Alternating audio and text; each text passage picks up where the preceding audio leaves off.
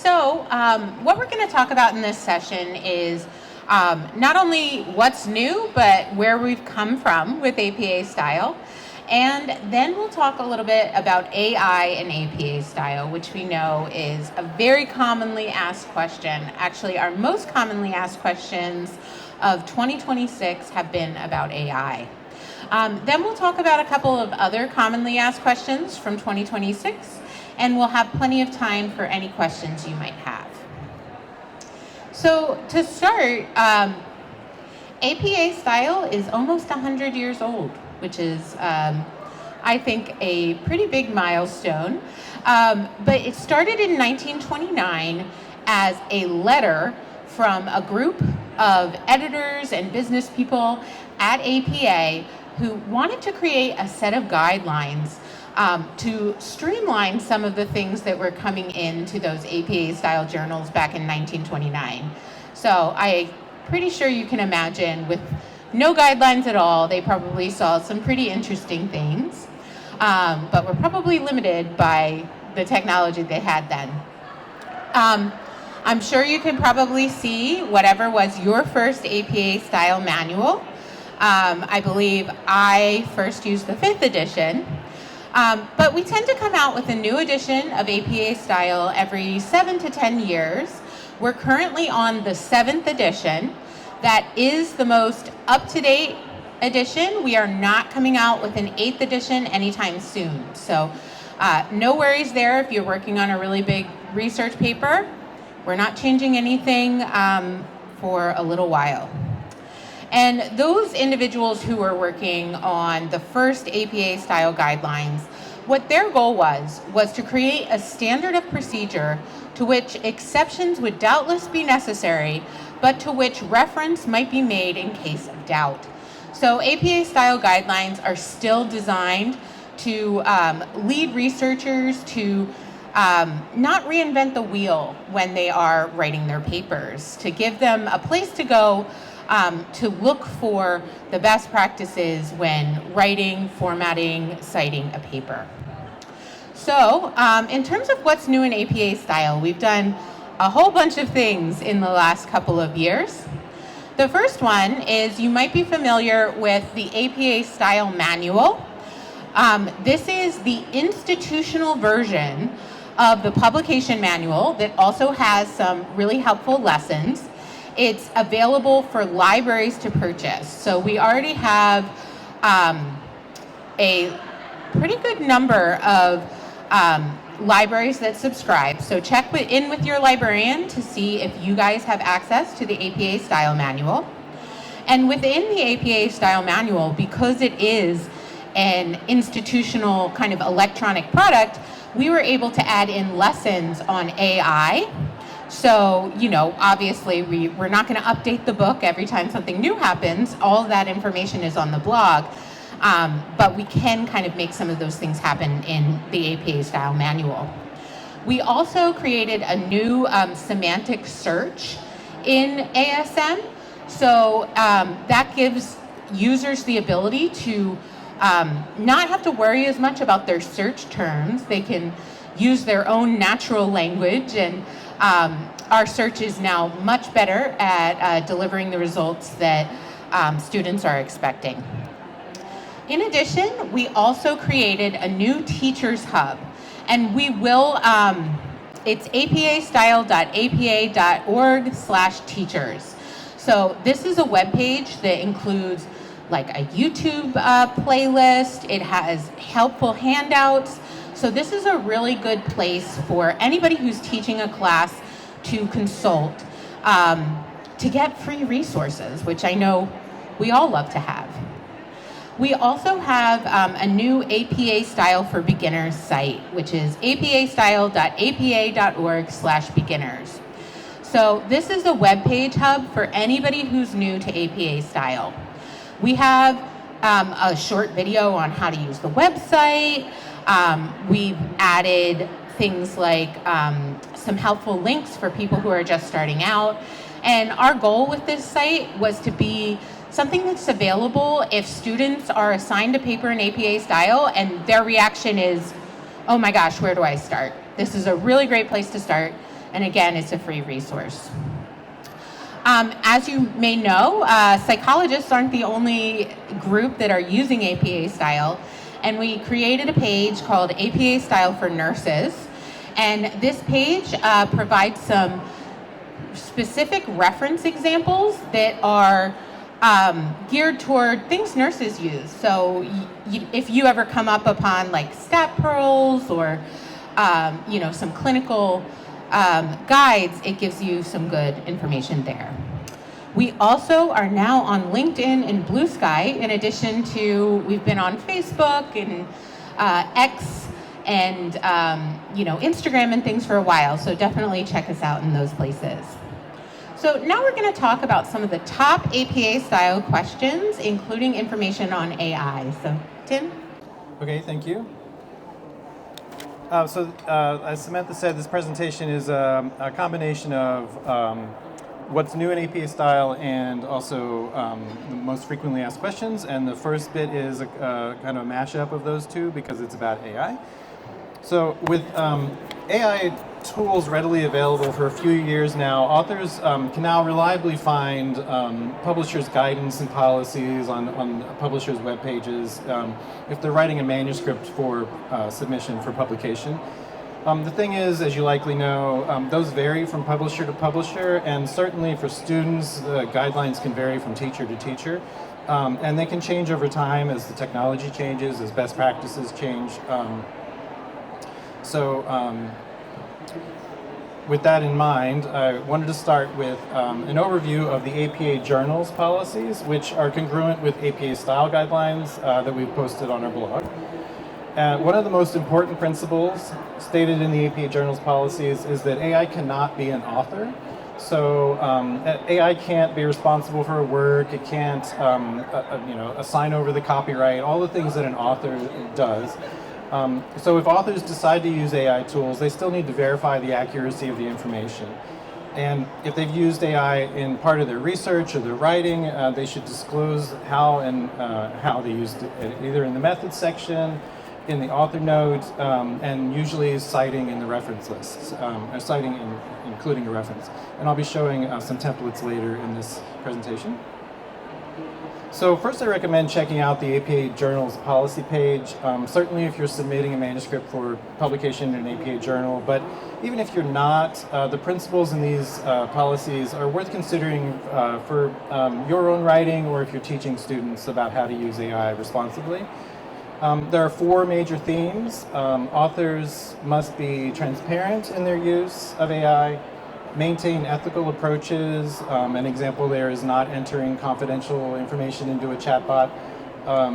3 is take responsibility, which, verifying that the references are accurate, the information, anything you've stated, you're stating even though you've used AI along the way. And 4th is to provide attribution, which of course is by citing the tool. So there's also a chart, so you can just see a little bit on this slide, that makes the recommendations for where in a paper authors should disclose depending on what they used and how they used it. So that might be, again, the author note, the methods section, but this chart is very helpful on this page. So as I noted earlier, AI can't be an author because it's not a living human who can give consent and promise to abide by the rights and responsibilities that come with authorship. And so that means a couple of things. One, that you don't include the AI tool as a co-author. If it's not in your byline. I mean, this is pretty well established at this point, certainly by APA journals policies and other publisher policies. But then that also means that in references, there are 4 elements to an APA style reference. The first is the author element, and AI is not the author in the reference. So we'll see that in a slide here. So a little caveat here. I know there's a lot of information on this slide, and it's a little detailed. I promise I will come back to some of the bigger picture questions about whether one should cite AI. And also, this information is from our blog, so if you can't quite see it all on the slides, I encourage you to go see our blog. So if you've used AI in your writing, or if you're helping students who have, for creating references, there are two possibilities, and the first one is shown here. It's how to cite an AI chat. So if you're, again, familiar with APA-style references, you know that they have four elements: author, date, title, and source. And in our reference here for ChatGPT, for example, again, the author element there is showing OpenAI. That is the company that created the tool.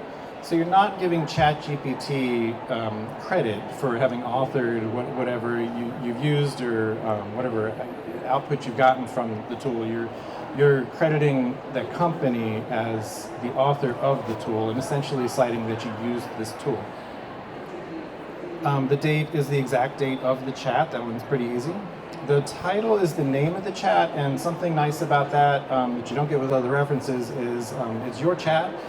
They will usually default have a title in most AI tools, but you can also usually edit that. So you can make the title what you want, and then in the reference, you're just replicating that title. And then the source element includes the name of the tool and the URL. And so we've modeled this format to make this easy to apply and to learn on the established formats for software and equipment and other types of physical tools that have long been in the publication manuals, including the 7th edition. So I mentioned there were two ways. The second option is to create a reference to the tool, but not to a specific chat. In that case, you might be discussing how you use the tool, and the reference is simply citing the tool, but not citing a specific chat. So you might decide to do that when the chats are not appropriate for sharing, again, for confidentiality or other reasons, or when you want to describe that you used an AI tool to edit, to analyze your writing for helps in that way, but it's not like the chat would give the reader essential or useful information, especially if it was multiple chats. It gets complicated and not particularly useful and worthwhile including in your reference the specific chats. So maybe you're writing about AI tools and you want to discuss that you used a few different tools and talk about the outputs, but the chats themselves are not the relevant thing there. You still want to cite the tools themselves. So I won't walk through the details here, but again, you can see the author, date, title, source elements, and if you need these details, they're on the blog. Okay, so now I'm going to turn to some of those questions about best practices for using AI. So APA style isn't setting rules for what authors can cite or what sort of tools authors can use. Even for student authors. So for students, we always recommend that they follow their teacher guidelines. Authors submitting manuscripts for publication should follow their editorial guidelines, their publisher's guidelines. And then within all that, if they have used a tool and it's appropriate to use, then we have the templates that you can use to cite your sources. And so from feedback we've received from teachers and students, we know that students they're bringing lots of different views to AI. We've certainly read in cases where students may be overusing AI, but we've also heard of cases where students are actively avoiding using the AI. So we're looking for examples of those kind of things if you want to share either in the Q&A section today or after the session.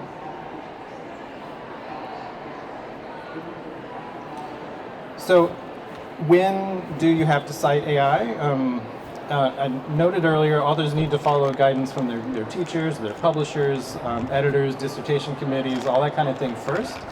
And then publishers may have disclosure forms and different requirements for what needs to be disclosed and where.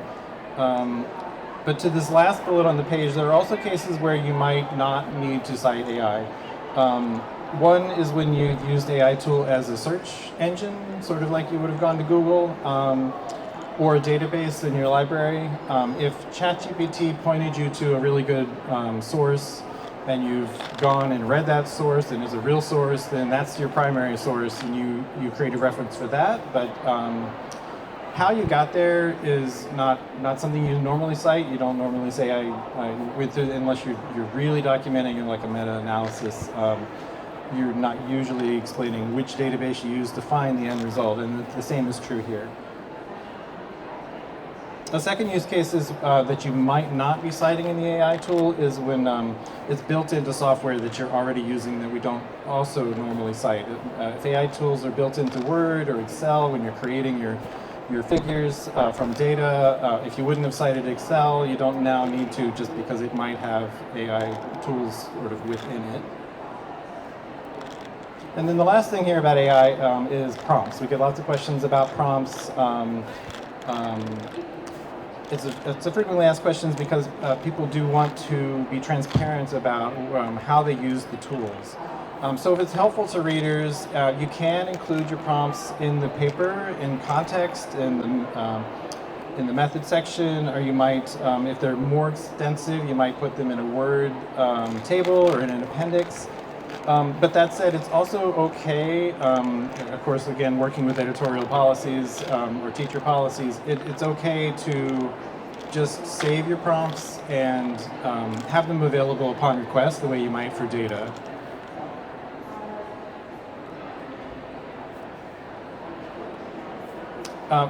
So that said, saving your prompts and or explaining it in context are two different ways to go. Where they don't go is in the references. First, because they don't fit into the author, date, title, source formats. But more important, because that would make references quite long and unwieldy, and certainly in publishing and student assignments, page counts and word counts are still very important. So that's all about AI, but certainly in the Q&A, we welcome questions. So I have two more frequently asked questions. One is how to cite a website. And here again, the reference follows the author, date, title, source format. And I just wanted to note two things.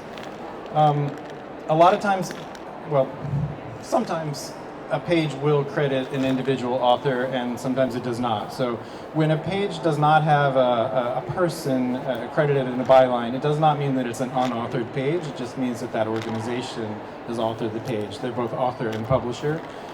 So the author to use in the reference is the name of the organization. So in this case, you can see the National Alliance on Mental Illness or the World Health Organization. Second, lots of web pages are not dated, and if so, you can just use N period, D period, as in the first example. As you know, a lot of times web pages on the footer will have a copyright page, but that's not the date of the content on any individual page within that website. So we just recommend N period, D period if the specific page doesn't have a date. It might have dates that say last updated on or created on, and those are good dates to use.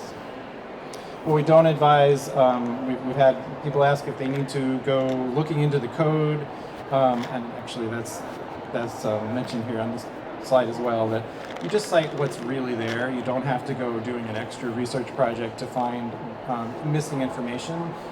If there's no date, then that's what the reference should say, so that when your reader goes to look at it, what they find is matching what your reference said. And that also means that you can very frequently cite pages with no date, and you don't need to include the retrieval dates.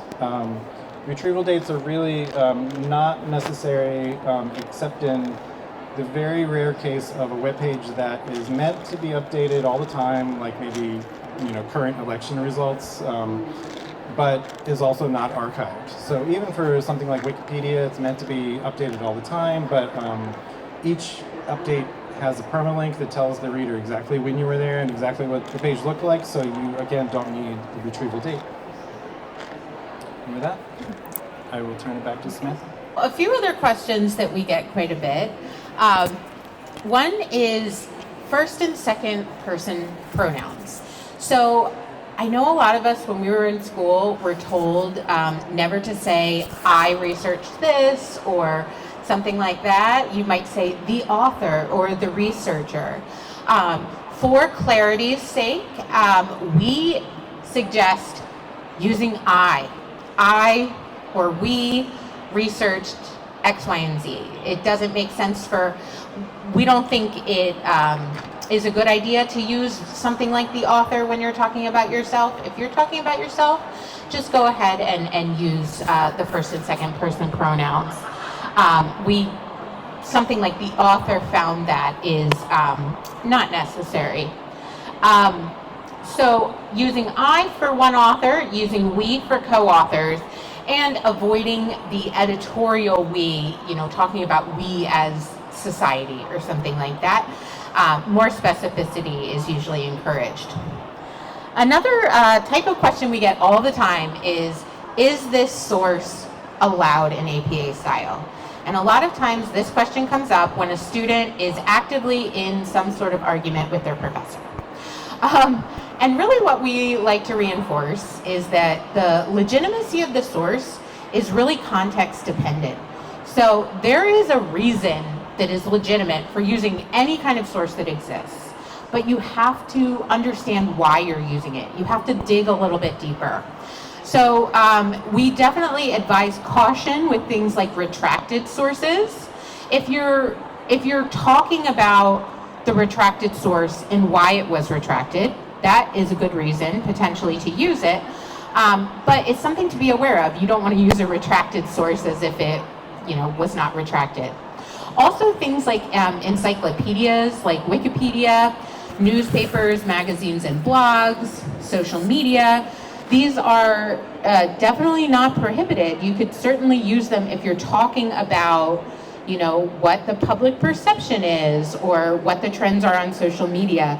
But you need to use them with that acknowledgement of the context.